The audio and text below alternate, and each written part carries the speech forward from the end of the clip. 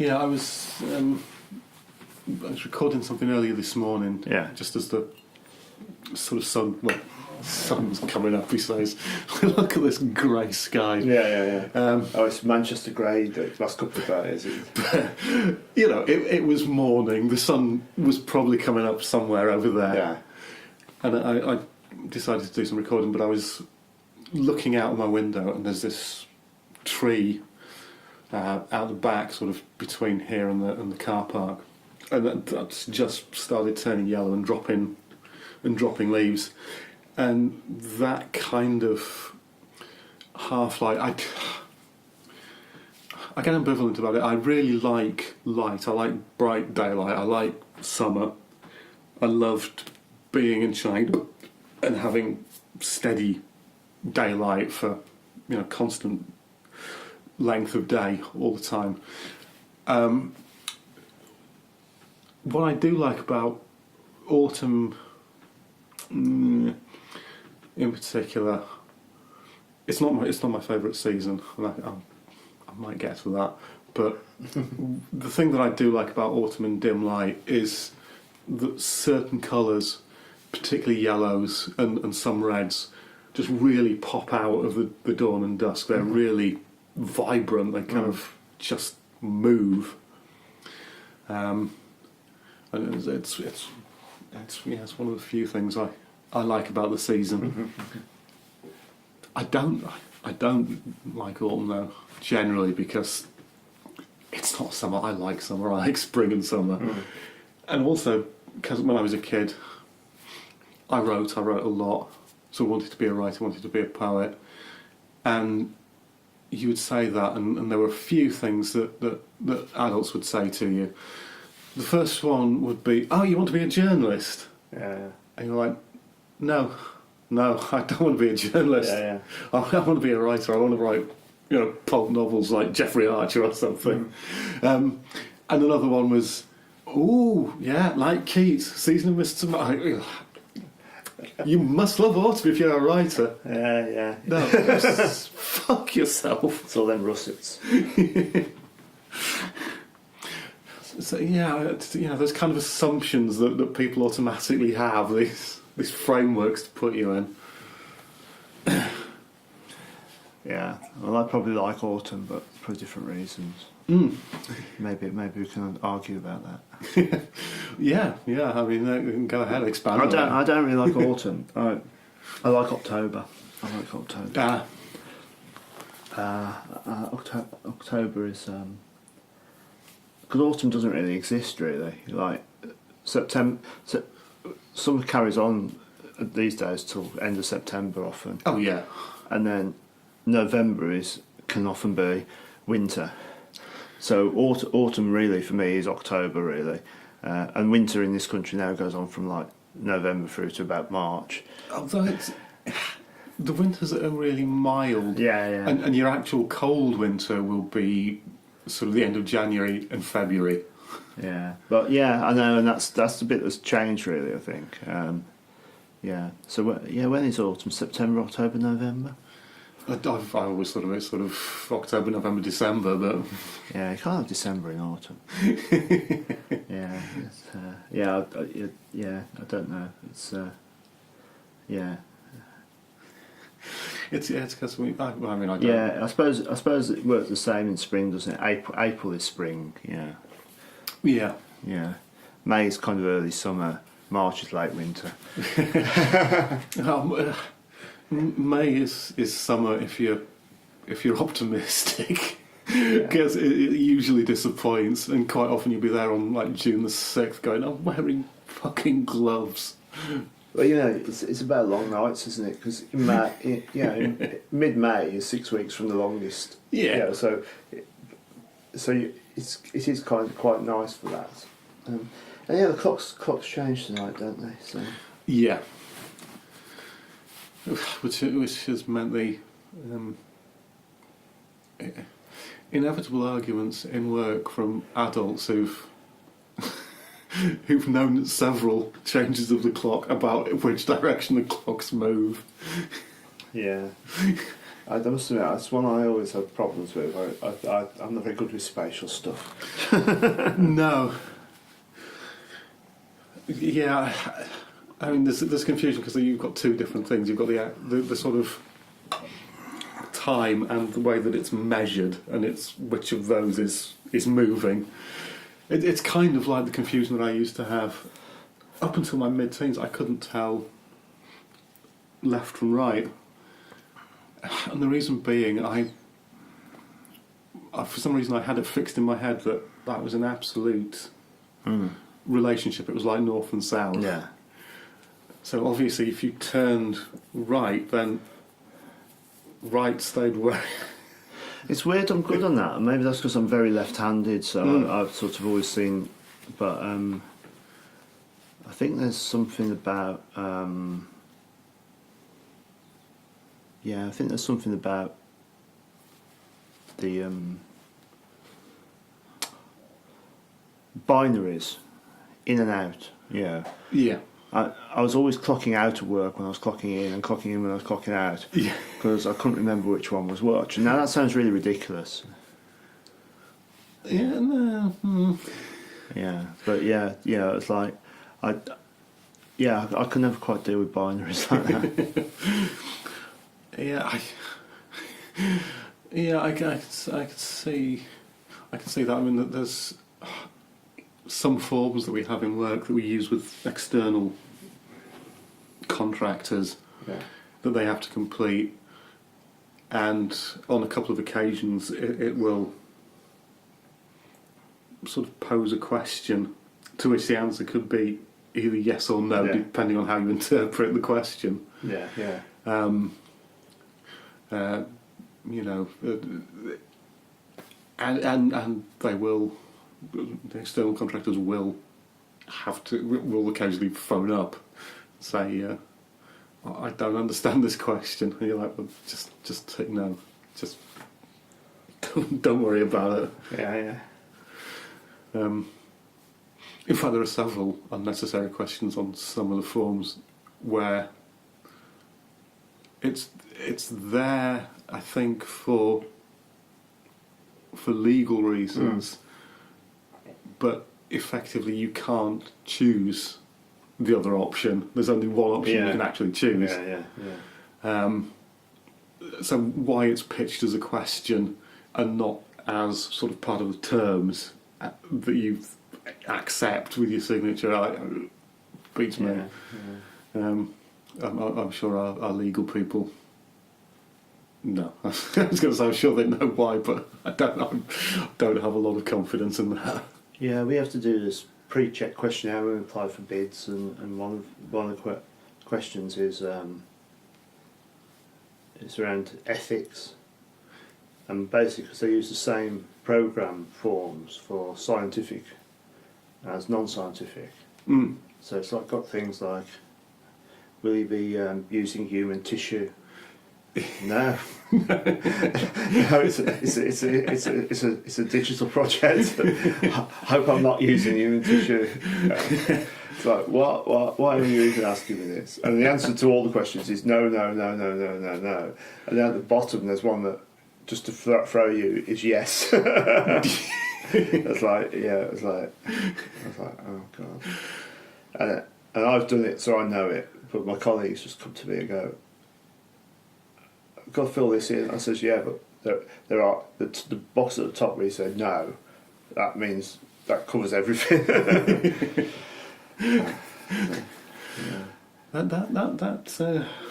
That link between sort of digital and human tissue, it reminds me of a sort of art video project that I saw on YouTube. It was either earlier this year or late last year. I think it was called Oscar. It was by someone I want to say Dutch, but possibly not. But it was sort of that part of Europe, and it was a kind of exploded narrative. So lots of short videos. Supposedly following this scientific project to create a kind of modular artificial intelligence. Right. So it had really good effects. So you have this kind of brain unit that's sort of covered with flesh, and it's got kind of a beating heart, but a digital brain, and then you can attach and detach various limbs to it. So it sort of looks like a hand, and so you've got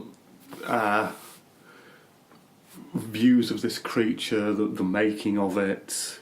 The scientists sort of some things that seem ethically or psychologically a bit dubious. You've got panels talking about it, TV shows. There's no strict narrative. It doesn't kind of go to an end point particularly. It's not. Although Frankenstein is an influence, this isn't a creature that suddenly sort of takes on a life of its own and takes over and destroys its creator. But it's interesting because it raises lots of kind of fascinating ethical issues and sort of plays with the technology that's not necessarily that implausible at this stage.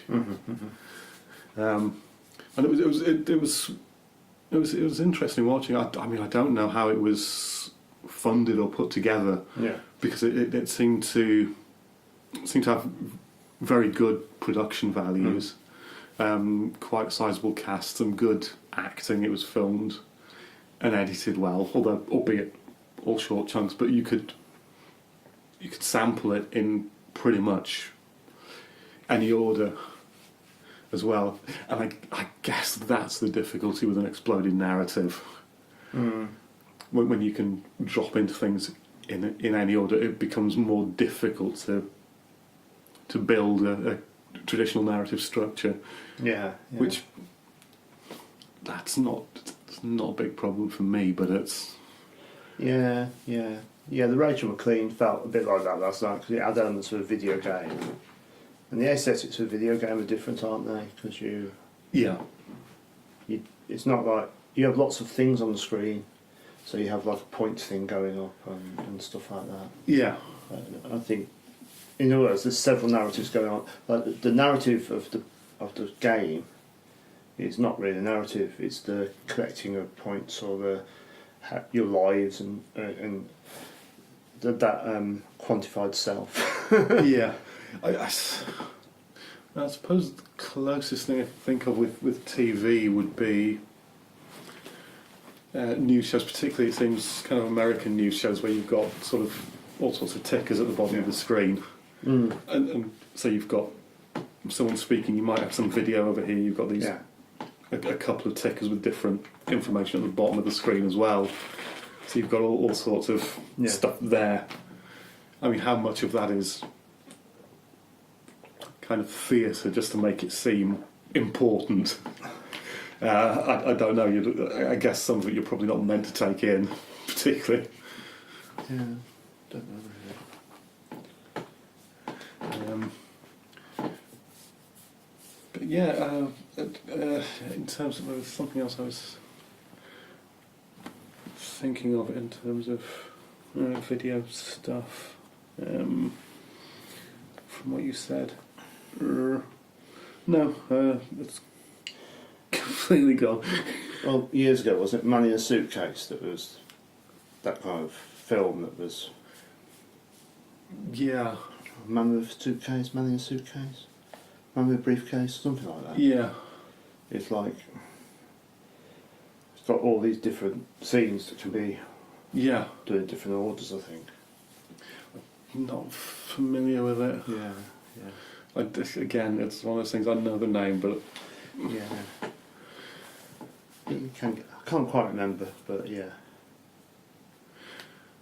I think it's just now, sort of with the internet, you've got the technology to enable that very easily. You can click from one to one, and their actual websites. These things are all sort of on this exploded grid, so you can kind of turn it and go to kind of anything that attracts your attention.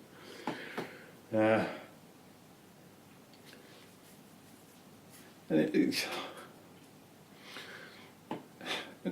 it's something that very much sort of reflects the way I think that you use the internet anyway. It's just that if you're looking at this, you would just be looking at lots of things about kind of one subject. Mm-hmm. Mm-hmm. Although I also recently saw a very much a very kind of conventional documentary, kind of talking about genre writers and these things. A film possibly called Afraid of the Dark, about H.P. Lovecraft. Mm. And it's odd because I think it's mainly for kind of online consumption. I think this production house, Snag Films, I think most of what they do is online. And it was odd because it was a very conventional talking heads documentary with kind of occasional static images with Ken Burns effect. Mm. And it wasn't doing very much beyond that. Although it was it was heartening, but although it was a very sort of partisan, very pro H.P. Lovecraft and his influence, it didn't shy away from his racism, because you can't. Yeah. Because in that aspect, he was kind of a horrible person. Yeah.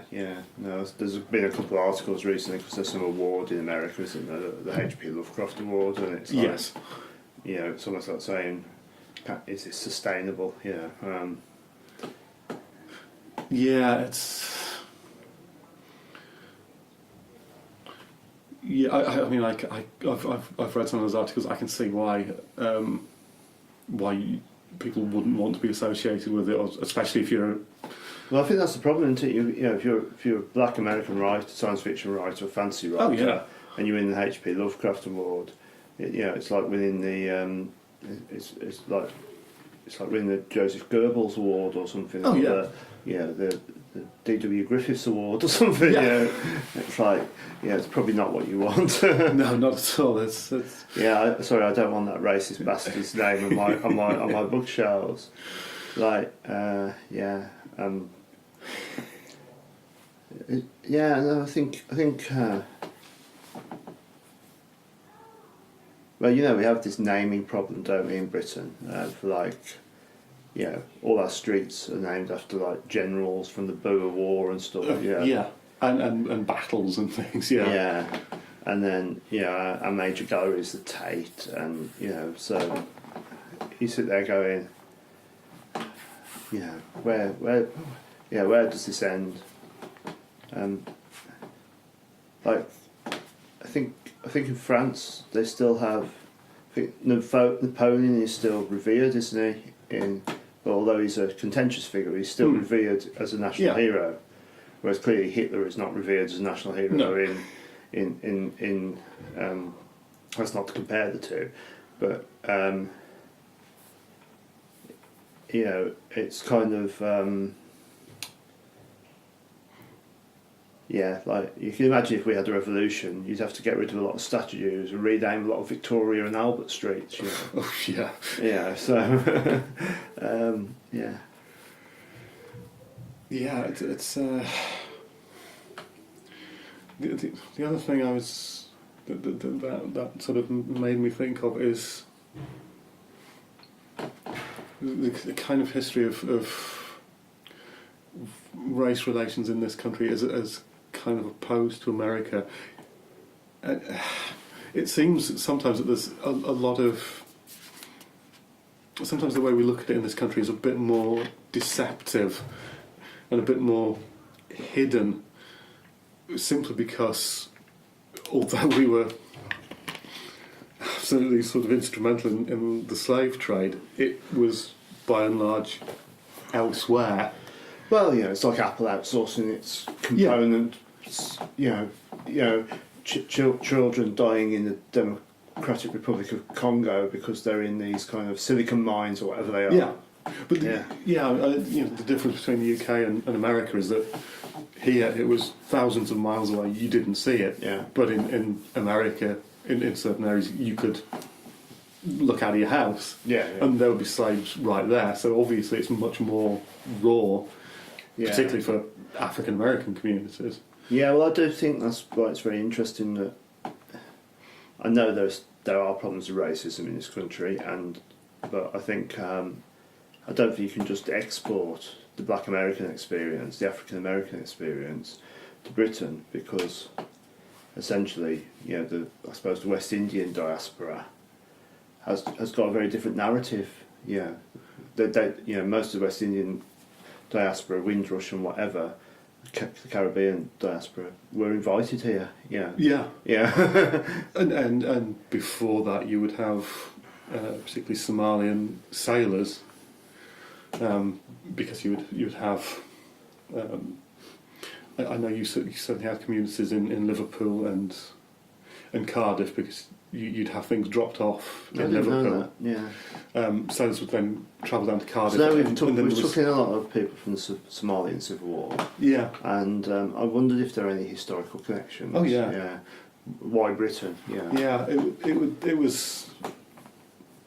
I mean, yes, some of that involved slavery. It was your sort of triangular trade. Things came in to Liverpool. Sailors then came down to Cardiff, and at one point, Cardiff and Newport was exporting a quarter of the world's coal. Yeah. So they were then re-embarking at Cardiff on these ships, taking out coal, and so you had waves of settlement in Cardiff in Tiger Bay. No, right. So you had Irish first. Then you had particularly Somalians and Chinese. To the extent that you had and I found this out when I was sort of researching an article for a local magazine when I was down there. There were race riots in Cardiff in 1919 and some point in the early to mid 20s. Oh, right. And in the first one, it was mostly directed against the Chinese community, and it was mostly instigated by Irish immigrants. The Irish immigrants had started to move out to Grangetown, which is effectively it's close to the centre, and it's basically down. I can't remember what the road's called, but sort of down from Butte Town, down from Tiger Bay. So it's moved away from the John Shore, and along that strip, you were starting to get particularly Chinese laundries, and essentially the Irish immigrants were finding that they were sort of facing racism as well as competition for jobs, and that anger was being pushed onto Somalians and particularly the Chinese, who were sort of seen as messing things up for the Irish, who were sort of trying to start to integrate. Although I read a short story recently, which was sort of about a new nail salon coming across the road. I didn't read it. It was oh god, that's interesting. What's it called? The HL Short Story Prize. No, the HL Short Story Anthology. A Welsh writer. She actually read the story, which was kind of set in contemporary. Yeah. But there's a nail salon, and then a new salon opens across the road, and it's clearly kind of run by, well, they don't know it's Chinese, Koreans, blah blah blah. Yeah. And they're obviously undercutting, but they keep to themselves, and so it's kind of interesting. It's. I wish I could remember the name of the guy whose book I read who'd actually done the primary research. It was a kind of I think he was Welsh Chinese. Mm. I wish I could remember his name. I'd like to be able to credit him. I might look it up, and if I can, I'll stick it in the description for this. Mm. But he'd done that. I think, I can't remember if it was the second set of riots. One of the sets of riots, I think possibly the second set, was triggered after there was a fatal attack. I think it might have been a fatal attack by a couple of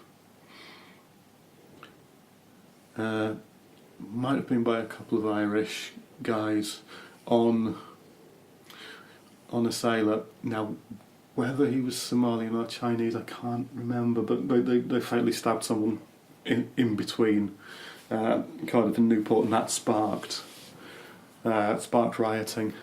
Yeah. The story I heard was by Rachel Trezise, who's a youngish Welsh writer. Okay. And it's not just about that, but I suddenly thought, I've read that recently. I hadn't read it, I'd heard it. Yeah. Which is it's good. Yeah.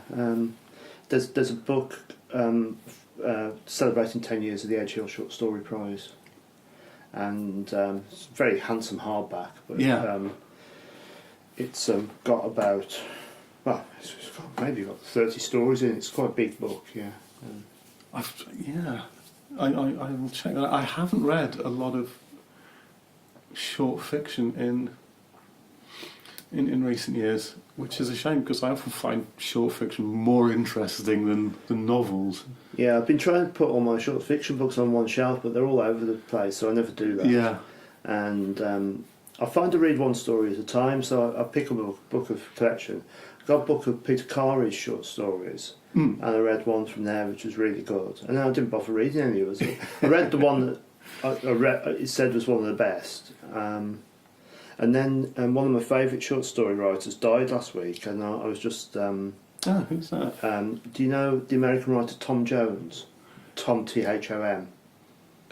No, I remember the obituary, but I can't say I've read him. He had a book called The Pugilist at Rest. A lot of his stories, he's only mid-60s, but a lot of his stories sort of came out in maybe the 90s, I think. 80s and 90s were quite macho stories, set in people are boxers or they're Vietnam War veterans. But he's a very lyrical writer as well as being writing in that Hemingway-esque about manly stuff, you know. But yeah, it was sad really, and he, I think it was it complications from diabetes or something, yeah. Oh right. And but yeah, he's a very good writer, you know, and that was last week. A couple of Americans died this year who I was very shocked to learn died because they weren't that old. The poet C.D. Wright, American female poet, also passed away, and she was probably my favourite American poet. So that was a bit of a shock. So it's not just Bowie and Prince. No, well, quite. It's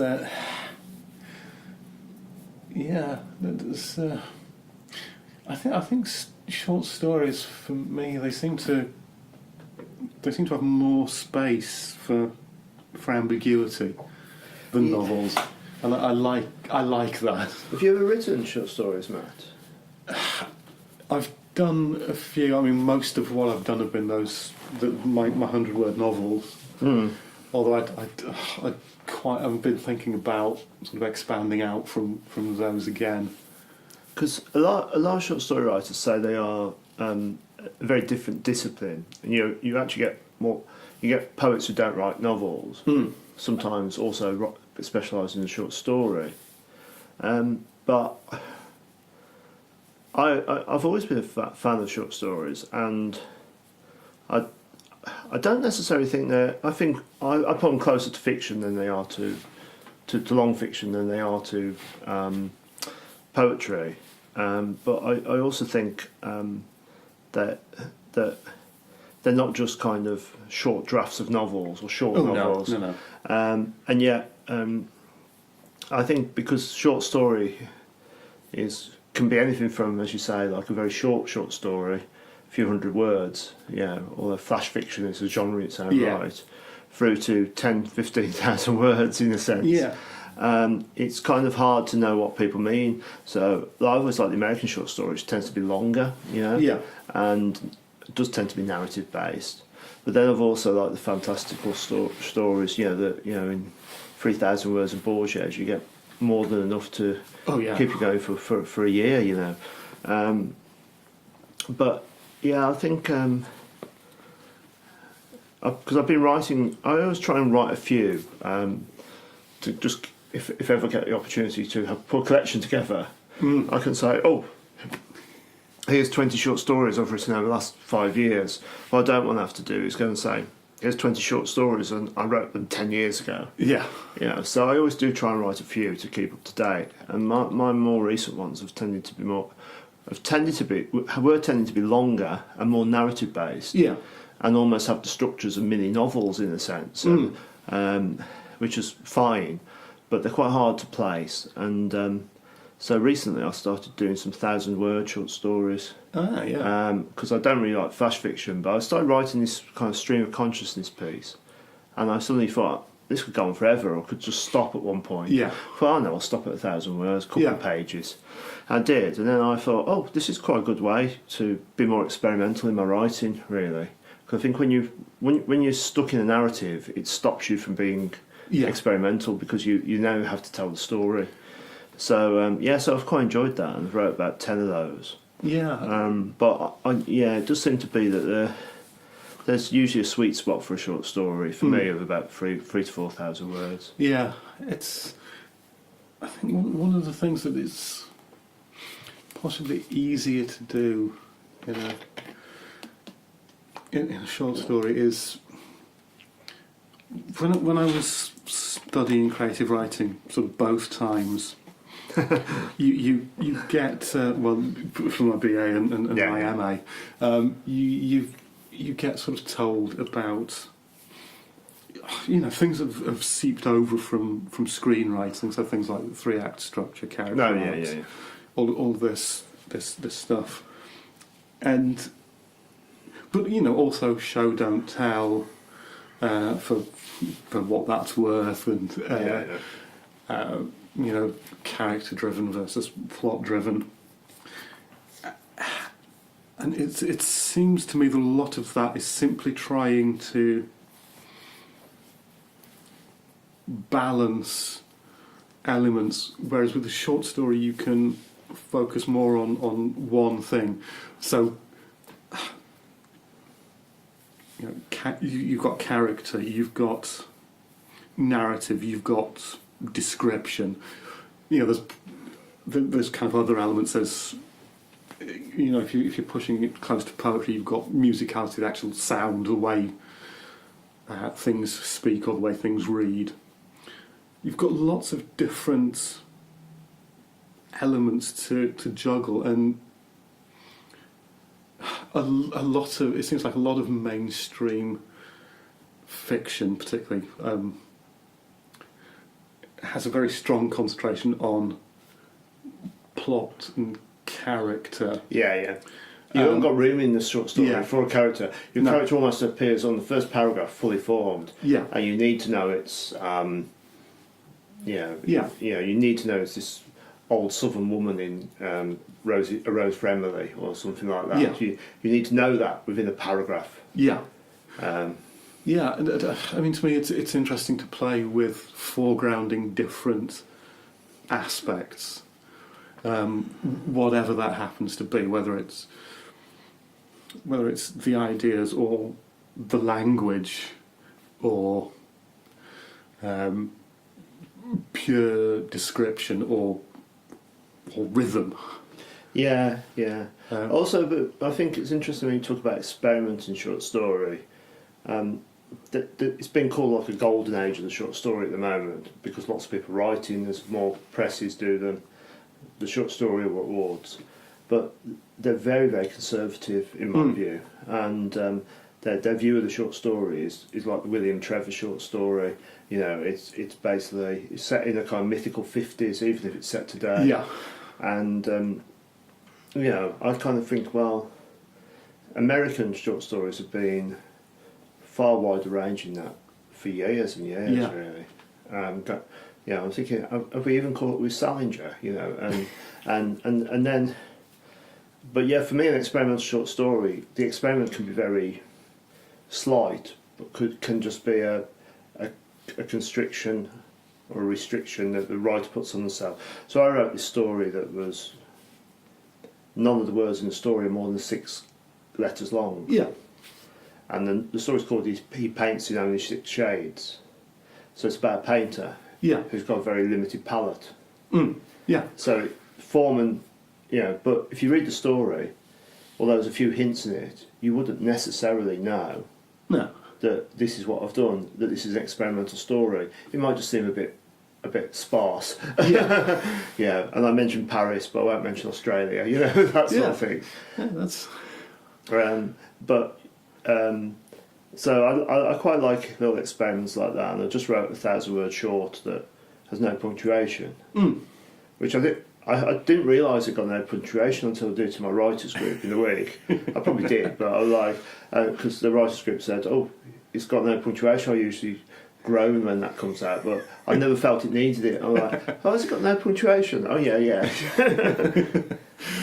What you need now is for Kenny Goldsmith to do your short story with all the words taken out with just the punctuation, like he did with... It's funny, yeah, my friend says that, when he reads something about punctuation, he puts the punctuation in there and then reads it again. I'm like, what? I don't get that. Yeah. There's some things that I quite like about conceptual poetics. Even though there's lots of things that I can argue with. But yeah, seeing this Rachel McQueen film last night, it has got a plot of sorts. Yeah. And it's about the people wanting more data. Yeah. Because that's our currency. And there's like an advert for a company that's selling data, and the woman in the advert is like the poster girl for this company. And then underneath the ground there's these internet trolls who eat through the wires and get rid of people's data. Yeah, so it's turning the virtual world, it's turning it into a real metaphor, And so there's a plot of sorts, but it's... I suppose the plot's quite banal, really, and it's more about using that plot as a way of... And then it throws you, it's not linear in that sense, and the plot points, if you like, are more just so that you don't get totally lost. Yeah, it sounds almost like, in some senses, almost a kind of coming full circle. Like you start with people like William Gibson doing this sort of visualization of a virtual world, almost before that existed. Yeah. Then you have the sort of subsequent 15, 20 years development of that virtual world, and now kind of re-articulating it, re-visualizing it, in kind of using those metaphors and literalizing them. Well, I think I've long felt that fiction, particularly avant-garde fiction, and also science fiction on television and stuff, have kind of almost been a template for the modern world before it happened. So, I always say, The Hitchhiker's Guide to the Galaxy, what is that other than Google? Well, yeah. Or Wikipedia, and... Well, and the amount of kind of words and names and concepts that have been borrowed from it. Yeah. It always interests me that Yahoo took its name from the humans in Gulliver's Travels. Yes. Okay, and we'll leave Santiago's The Waspcast 5 there, just at the point where myself, Matt Dolby and Adrian Slatcher start to talk about Gulliver's Travels, which is where we'll pick it up for episode 6. Both episode 6 and episode 7 will be taken from the same recording session that myself and Adrian recorded, and at the point of recording this link, which is the 19th of February, I haven't recorded anything subsequent to episode 7. So this weekend, the weekend of 19th of February, I'm going to be sending out emails to get those future recording sessions sorted out so that we can complete this year's series. And we'll see you next time. Okay, bye.